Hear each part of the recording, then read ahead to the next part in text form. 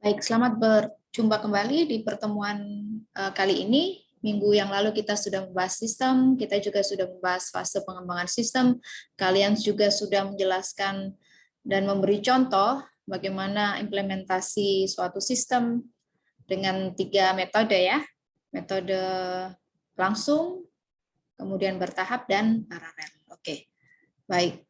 Pada pertemuan kali ini, kita akan bersama-sama membahas tentang konsep dasar sistem. Oke.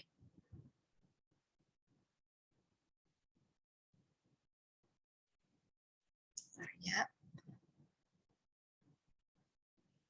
Iya. Ini adalah konsep dasar informasi, maksud saya. Tadi salah. Konsep dasar informasi. Jadi definisi atau pengertian, apa sih informasi itu? Informasi adalah hasil pengolahan data yang sudah menjadi bentuk yang memiliki arti tertentu. Ya, data ini adalah sekumpulan fakta yang nantinya akan menjadi bahan untuk pengolahan. Data juga berbentuk objek, kualitatif atau kuantitatif ya. Contohnya seperti ini, informasi kependudukan. Data yang dimasukkan atau data yang akan diproses adalah biodata, kemudian nama, ya, jenis kelamin, tanggal lahir, pekerjaan, dan sebagainya. Nah, informasi yang dihasilkan nanti akan berupa jumlah penduduk, kemudian misalnya informasi tentang jumlah penduduk yang miskin berapa, dan sebagainya. Contoh lagi dalam informasi akademik, data berupa biodata mahasiswa berarti ada nama di situ, nama, tanggal lahir, dan sebagainya, alamat, ya, itu biodata mahasiswa. Kemudian nilai aktivitas, apakah mahasiswa itu aktif dalam perkuliahan atau tidak, gitu.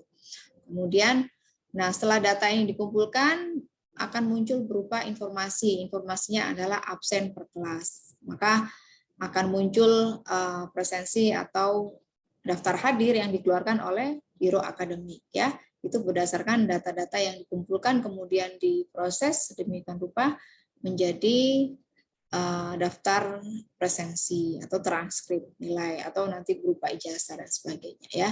Jadi prosesnya seperti ini, ada fakta-fakta ini yang dimasukkan di dalam data.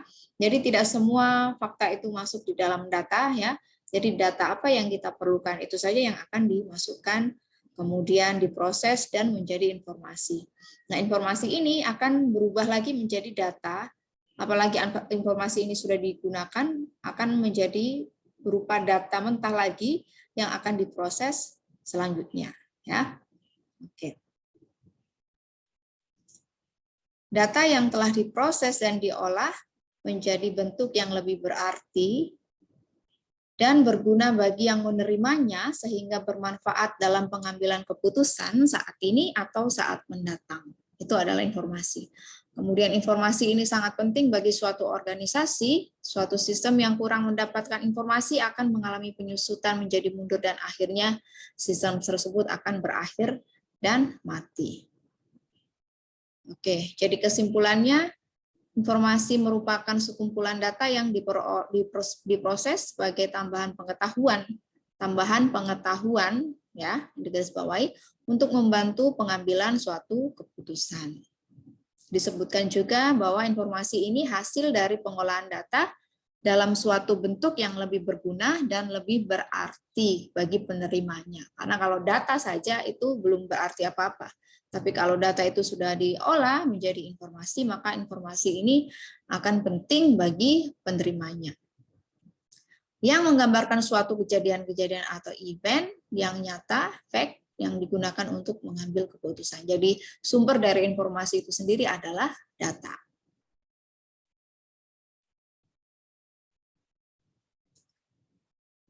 Nah, ilustrasinya seperti ini ya. Nah, data itu ini ya. Jadi berupa kumpulan huruf-huruf, ini contoh. Jadi seperti ini saja belum punya arti, tidak ada artinya apa-apa sebelum diolah. Nah, kemudian huruf-huruf ini disusun sedemikian rupa ya, diolah. Kemudian setelah huruf-huruf ini menjadi kata, disusun lagi menjadi kalimat, akhirnya menjadi kalimat seperti ini. Yaitu saya sedang belajar komputer ya, itu adalah bentuk yang berarti Sehingga informasi ini menjadi hal yang penting, menjadi kalimat yang bisa dipahami. Kemudian informasi ini ketika dipahami, nah akan menjadi satu pengetahuan. Akhirnya tahu kalau saya sedang belajar komputer, ya. Baik, berikutnya. Kualitas informasi ada 3, yaitu isi, waktu, dan bentuknya, ya. Jadi menurut John Birch dan Gary Grudnitsky menggambarkan pilar kualitas informasi ini seperti ini. Jadi harus akurat, akurat berarti isinya akurat, gitu ya, harus benar. Kemudian dalam segi waktu, tepat waktu. Kemudian ini relevan dalam segi bentuk, bentuknya relevan. Oke, berikut ini penjelasannya. Oke, dari isi tadi. Isi tadi dikatakan isinya harus akurat. Akurat itu berarti harus benar, harus tepat. Ya, dalam segi isi, isinya harus relevan, harus sesuai. Kemudian completeness, kemudian itu isi itu juga harus lengkap, ya. Informasi ini dilihat dari isinya harus lengkap. Kemudian ringkas, kemudian performance atau baik, gitu ya, seberapa baik atau seberapa penting. Jadi isinya harus sesuai dengan apa yang dibutuhkan, sesuai dengan data yang sudah diproses, harus lengkap. Informasi tersebut kalau tidak lengkap maka tidak atau kurang berkualitas, ya. Karena kita membutuhkan informasi pasti informasi yang lengkap, gitu. Kemudian ringkas sehingga mudah dipahami, cepat dipahami, dan performa atau isinya itu gampang mudah dipahami, ya, mudah dimengerti, berarti isinya itu baik untuk kita atau penting, ya. Itu berkenaan dengan isi. Kemudian waktu penyajian, ada timeliness, tepat waktu.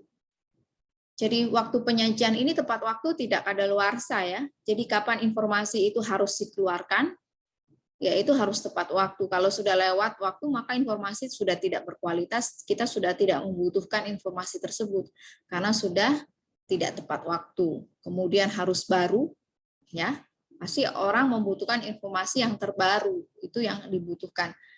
Kemudian frekuensi, seberapa sering informasi itu ditampilkan atau dikeluarkan, ya. Kemudian kesesuaian waktu dan keperluan, ya. Kesesuaian waktu dan keperluan.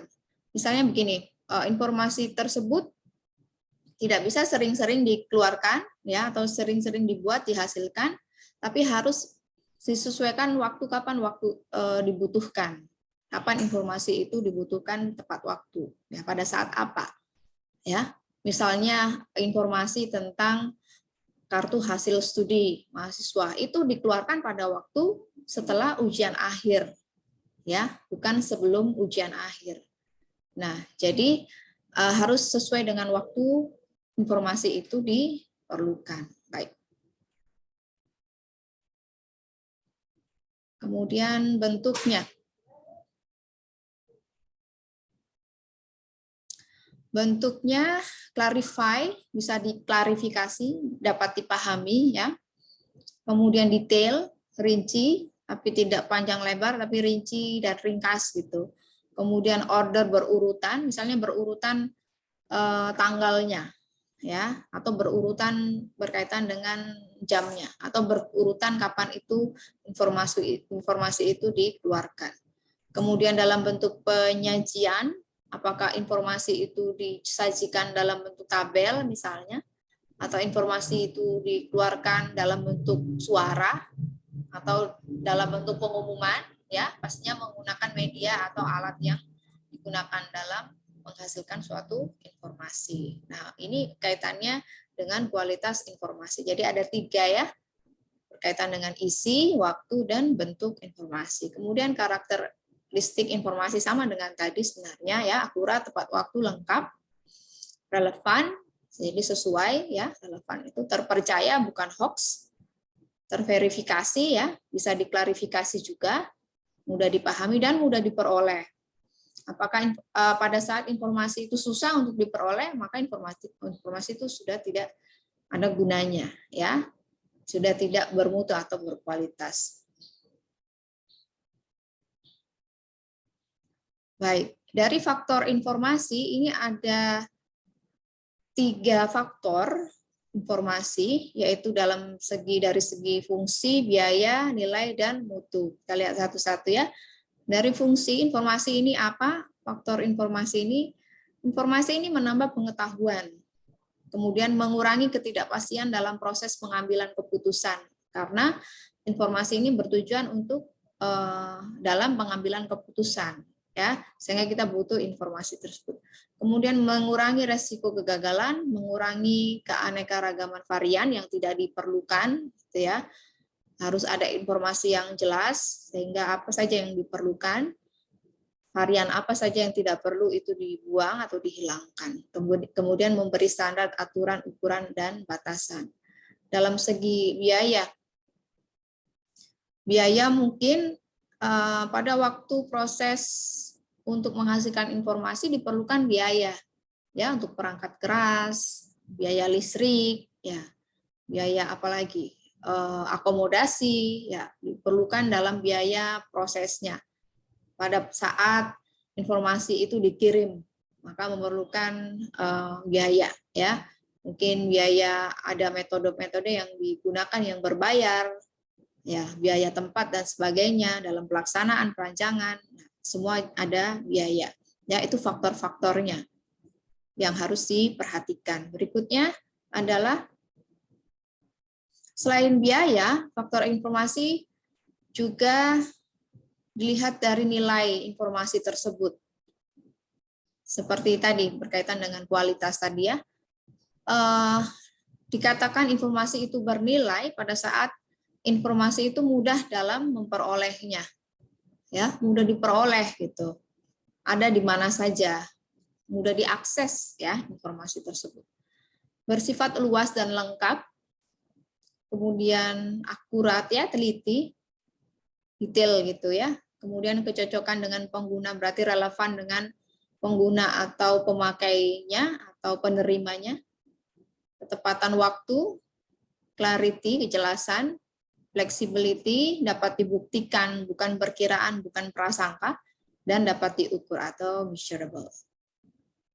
Nah, nilai informasi ini ditentukan oleh 2 hal, yaitu manfaat dan biaya untuk mendapatkannya. Jadi suatu informasi dikatakan bernilai bila manfaatnya lebih efektif dibandingkan dengan biaya mendapatkannya.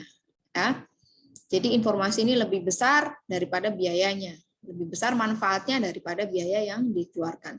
Atau bila manfaat dari informasi sepadan atau lebih besar atau lebih efektif dari biaya yang dikeluarkan itu tadi untuk mendapatkan informasi tersebut, maka dikatakan informasi itu bernilai.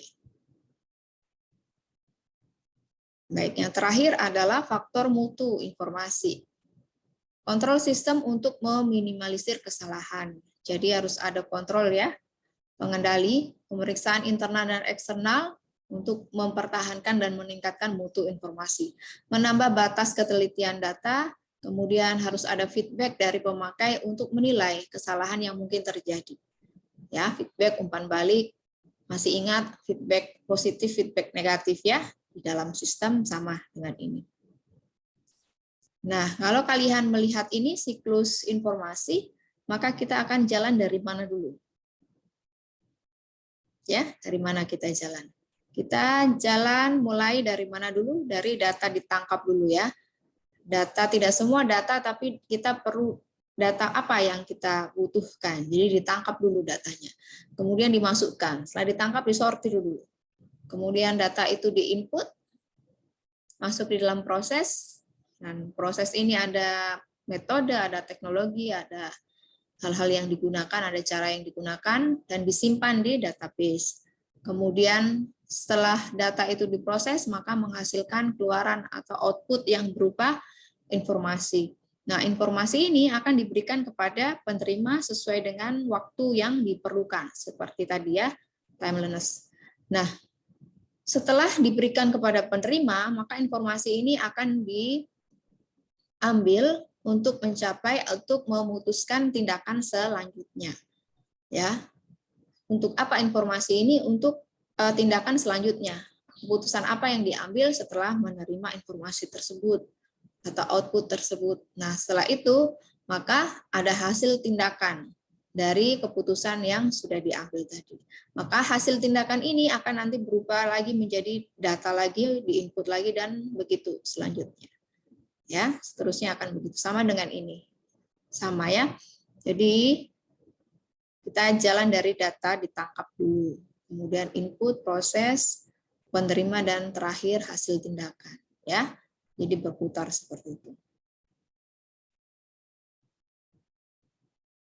Oke, jadi dalam siklus informasi itu data yang masih merupakan bahan mentah, ya fakta-fakta tadi, yang harus diolah untuk menghasilkan informasi melalui suatu model. Nah, model yang digunakan untuk mengolah data tersebut disebut model pengolahan data atau dikenal dengan siklus pengolahan data. Nah, data diolah melalui suatu model menjadi informasi, kemudian penerima menerima informasi tersebut sehingga bisa melakukan pengambilan keputusan selanjutnya, ya, sehingga menghasilkan hasil atau hasil sebuah tindakan, dan hasil tadi akan dijadikan data dan selanjutnya diproses seperti tadi penjelasan saya tadi, ya, sama dengan ini. Nah, hubungan data dan informasi adalah seperti ini. Jadi pada dasarnya seperti ini prosesnya. Oke. Nah, itu tentang informasi. Nah, tugas kalian adalah membuat contoh atau mencari contoh. Buatlah contoh siklus informasi, ya. Jadi dari data ditangkap sampai hasil tindakan. Jadi tugasmu adalah buat seperti ini, ya. Ntar saya buat. Nah, seperti ini. Oke. Data ditangkap. Kamu jelaskan data ditangkap, ya, seperti apa mengumpulkan data itu, datanya berupa apa saja, ya, ini proses apa gitu ya, kemudian yang diperlukan apa, yang diinput, yang dimasukkan apa saja, prosesnya seperti apa, ya, metodenya seperti apa, dijelaskan di sini. Nah, hasilnya akan berupa informasi itu berupa apa, ya, kemudian penerimanya itu siapa, pada waktu kapan, keputusan tindakan apa saja yang dilakukan, hasilnya seperti apa. Contoh saja seperti ini. Dalam proses perkuliahan, ya, perkuliahan, data yang ditangkap. Data yang ditangkap adalah berupa biodata mahasiswa, ya. Biodata mahasiswa, kemudian apalagi? Oh, ini proses KHS, ya. Misalnya KHS. Saya mau mendapatkan hasil akhir nilai mahasiswa. Nah, data yang saya perlukan adalah nama-nama mahasiswa yang mengkontrak mata kuliah sistem informasi manajemen misalnya. Nah, data ini saya peroleh dari biro akademik, dari daftar absensi, ya, dari daftar hadir, kan di situ ada nama-nama, ada yang program studi manajemen, ada yang program studi akuntansi, ya, gitu. Setelah itu nama-nama tadi, selain nama, daftar nama, saya juga membutuhkan hasil atau nilai-nilai tugas keseharian, ya. Seperti kalian setiap pertemuan kan pasti ada tugas. Nah, tugas itu saya input nilai-nilai itu. Kemudian data apa lagi saya perlukan? Tanggal lahir saya perlu, sepertinya tidak perlu, ya. Alamat tidak perlu. Saya perlu data apa lagi? Keaktifan di kelas, ya, kehadiran, ini hadir berapa kali, nilai UTS, ya, ikut UTS tidak, ya, UAS apalagi dia ikut UAS tidak, jangan-jangan dia muncul pada waktu UAS saja, tapi selama 1 semester tidak ada hadirnya, ya, absensinya kosong tuh di daftar hadir. Sudah, itu yang saya masukkan dalam input, ya. Kemudian dalam proses, nah dalam proses ini dijelaskan kan, pada waktu memproses ini jelaskan, misalnya saya memasukkan data nilai-nilai tadi, karena nilai-nilai tadi itu tidak ada artinya sebelum diproses, ya kan. Jadi nilai-nilai tadi dimasukkan, misalnya saya menggunakan rumus di Excel, formula dan sebagainya, ya. Misalnya UAS berapa persen, ini berapa persen, kehadiran berapa persen, aktifnya di kelas berapa persen, gitu kan ada. Kemudian, nah hasil ini proses ini menjadi satu nilai, ya, menjadi satu nilai yang itu disebut nilai akhir, ya, menjadi informasi bagi saya, menjadi output. Nah, output ini selanjutnya akan saya tidak serahkan ke mahasiswa, ya, nilai ini, tapi keputusan tindakan selanjutnya saya akan memasukkan di daftar nilai, dan daftar nilai itu yang di-store di Biro Akademik. Dan keputusan selanjutnya nanti Biro Akademik yang akan mengolah seperti siklus tadi, ya. Jadi tadi data yang saya ambil itu, yang saya inputkan, yang saya masukkan jadi berupa nilai-nilai. Kemudian informasinya tadi berupa nilai akhir, ya. Penerimanya adalah saya sendiri, dan nilai akhir itu keputusan selanjutnya, keputusan tindakannya, nilainya itu akan dimasukkan di daftar nilai. Kemudian hasil tindakan itu akan disetor di Biro Akademik. Seperti itu, ya. Tapi belum masuk di mahasiswa. Karena butuh nanti input selanjutnya, butuh proses selanjutnya di Biro Akademik. Nanti akan muncul bentuk KHS yang kalian mata kuliah ini nilainya berapa, mata kuliah ini nilainya berapa, ya, berupa seperti itu. Jadi kan bukan berupa nilai satuan mahasiswa, mata kuliah ini nilainya satu saja, langsung dosen yang memberikan kepada mahasiswa, tidak, kan langsung diakumulasi dalam bentuk KHS. Contohnya seperti itu. Nah, kalian buatlah contoh siklus informasi dari yang sudah ditulis ini. Kalian tinggal jelaskan apapun itu, ya, yang berkaitan dengan siklus informasi dari data sampai hasil tindakan. Bisa, ya? Oke, saya kira ini. Kemudian terima kasih yang sudah mengumpulkan tugas minggu lalu tepat waktu, dan saya harap tugas kali ini juga dikumpulkan dengan tepat waktu. Nah, pertemuan selanjutnya nanti saya akan berikan materi terlebih dahulu, dan kita akan membahas tentang data, ya, dan basis data. Oke, terima kasih atas perhatiannya. Selamat beraktivitas kembali. Sampai jumpa.